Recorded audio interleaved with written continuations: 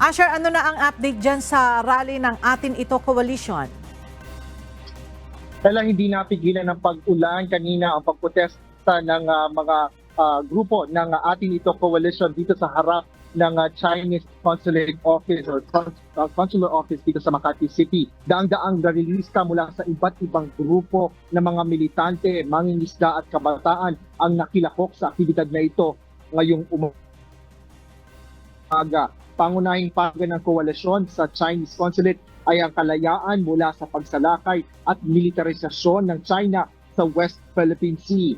Hinaingin ng mga ito ang epekto sa kabuhayan ng mga Pilipinong mangingisda ng mga pangaharas ng China sa naturang karagatan. Ipinahayag ng mga grupo ang pagkondena ng mga ito sa ilang panggigipit at pangaharang ng Chinese Coast Guard sa West Philippine Sea. Kabilang na dito ang kamakailan lang na insidente ng pangaagaw ng mga tauhan ng China sa airdrop supply para sa pagkain at gamot ng mga sundalo sa BRP Sierra Madre na nakaistasyon sa Ayungin Shoal. Gayun din ang pangaharang at sadyapang pamabangga ng Chinese Coast Guard sa mga Philippine boat na nagsagawa ng medical evacuation sa Escoda Shoal. Bahagi ito, Ella, ng paggunita bukas ng bansa sa ika-126 na taon ng kasarinlan ng Pilipinas. Ngayon ay wala na yung mga relista dito dahil natapos na ang kanilang mga aktibidad at bukas na ang lahat ng lanes ng Buendia, particular na dito sa pagitan ng Ayala Avenue at Makati Avenue para sa trapiko. Kanina ay nakabantay din ng mga tauhan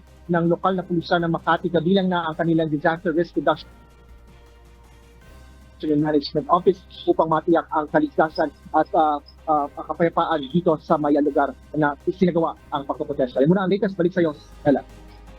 Maraming salamat, Asher Cadapan Jr.